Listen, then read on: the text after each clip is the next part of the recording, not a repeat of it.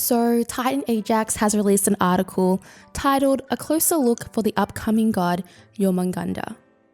This article covers Jormungandr's identity, lore, visuals, and kit, and we'll be going through all of them in this video.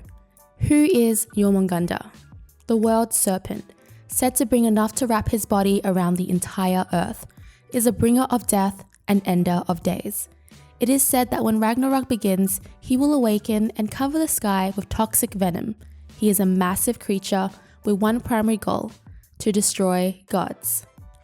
Our vision. Jormungandr has a few defining features that are very important to his depiction and gameplay. First, his size. Early tests for this god were started over a year ago to prepare for how he would look in SMITE. His body type is unlike any other god, and we do not want to compromise on this key feature at all. In SMITE, he will tower over all other gods. Theme: massively monstrous. Visuals: largest god in the game, unique body type anchored to the ground. Personality: dutiful, focused, and violent. Perspective: viewed as a threat to the god's way of life. So what I'm getting from this is that he's going to be one big boy. No, but seriously, that's interesting. I wonder how big he actually will be, as the description states his size will be unique from the current gods we have. The lore of SMITE and Jormungandr. Jormungandr is the signal to the end of Ragnarok in SMITE. He will destroy the gods, or the gods will defeat him, and Ragnarok will finally end. This battle has been building up over many chapters of SMITE's official lore. Thor has already clashed with the world serpent and was on the brink of destruction before being rescued by his fellow gods. Now Merlin and King Arthur will be able to challenge Jormungandr's bringing Ragnarok to an end in a way unique to the SMITE universe. I'm not super into SMITE's lore or even following it, but it's still interesting to see how the gods in SMITE clash with each other. The visuals of Jormungandr. The visual direction for this god was quite clear from the start. He is a giant serpent. We strongly wanted to execute on this unique body type, and we implemented specific tech and design to make sure it was the case. Jormungandr will be shown in SMITE as a head and torso above the ground, with an assumedly infinite amount of serpent body continuing below ground. The art looks beautiful. The really cool thing I find here is image 1 and 2, and how they talked about him being anchored to the ground.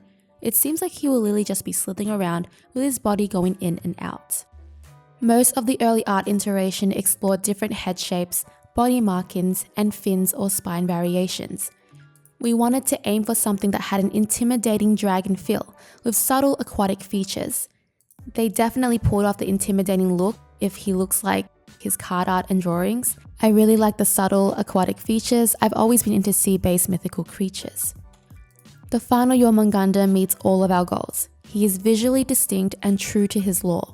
His scale would be the main damage, finding the right size and shape to make him big but still playable within SMITE's rule set was no easy task.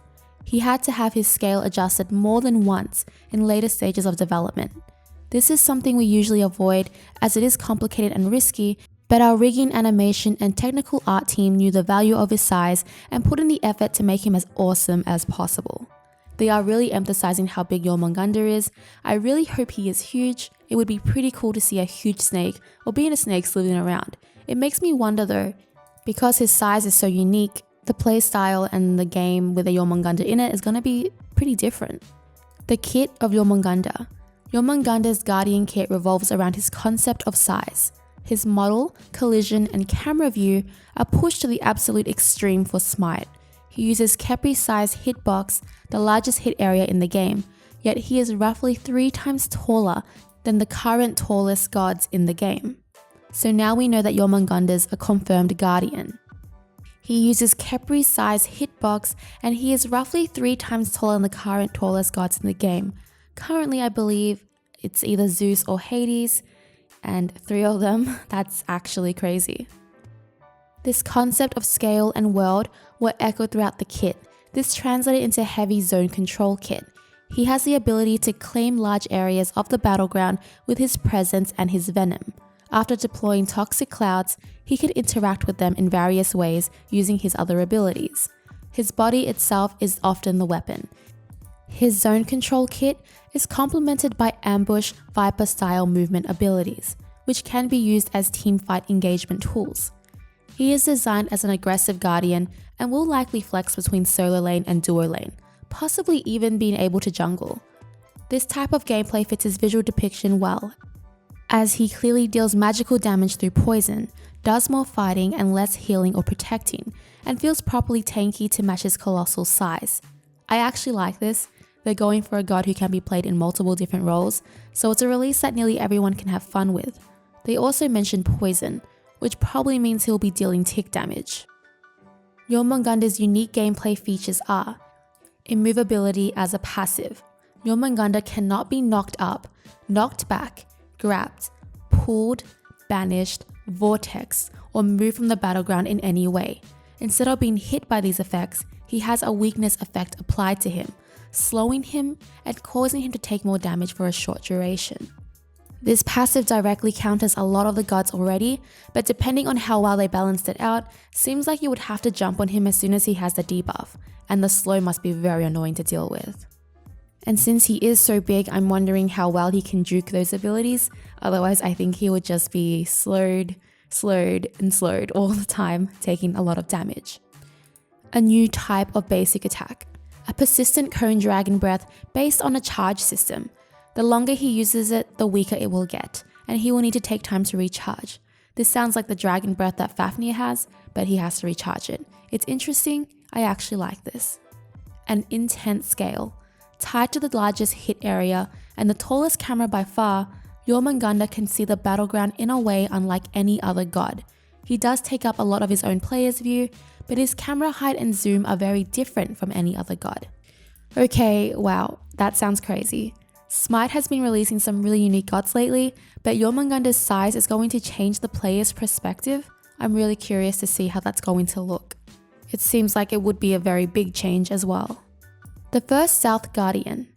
Jormungandr can submerge himself underground, sneaking up on unsuspecting enemies. Anti-stealth.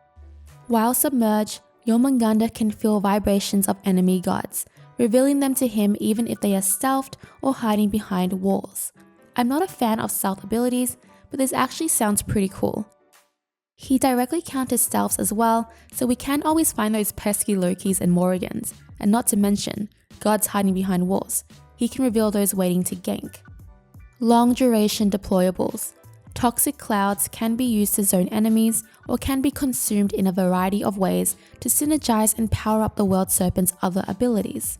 So since that can be consumed, I'm thinking it's something like the Cupid's Heart, or maybe even how Cerberus consumes his souls. But this ability definitely acts like a buff for his other abilities as well. A semi-global ultimate ability where Jormungandr grows to his true size and bounds across the world in true arching sea serpent fashion. Alright, he gets bigger and it's a semi-global. I don't know. So far it seems like he's going to jump scare me a lot. It seems like he's going to go underground in his ultimate. And they did mention he has a unique body type that's anchored to the ground, so it doesn't look like he'll be able to go up in the air or anything like that in any of his abilities, but it would be really cool to see like his full body as well. And the article ends with, Jormungandr has been the most requested god from the SMITE community for years, and he will not disappoint. His size and shape alone make him widely unique and provide gameplay unlike any other god. His kit has a variety of new elements to allow him to play the Guardian role successfully, but with many twists on the standard strategy. The pinnacle of Ragnarok is finally here. Jormungandr, the World Serpent, is prepared for the final battle. Are you? I'm honestly pretty excited for Jormungandr. They are definitely trying something new with him. The most interesting part for me is how they're going to change the player's perspective. So far the new releases from SMITE have been pretty good. Like Merlin is super unique. I haven't really tried Arthur out that much, but I've heard a lot of good things about him. They're really doing well with their releases lately. And that will be all for the Jormungandr video. What are your final thoughts of Jormungandr? Leave them in the comments below, I would love to hear them.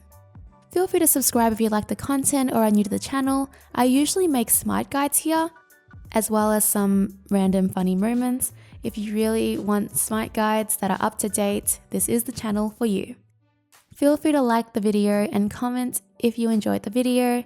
Also, I will be going to Split in Croatia for 2 weeks, So I will be trying to get videos out, but there are no promises.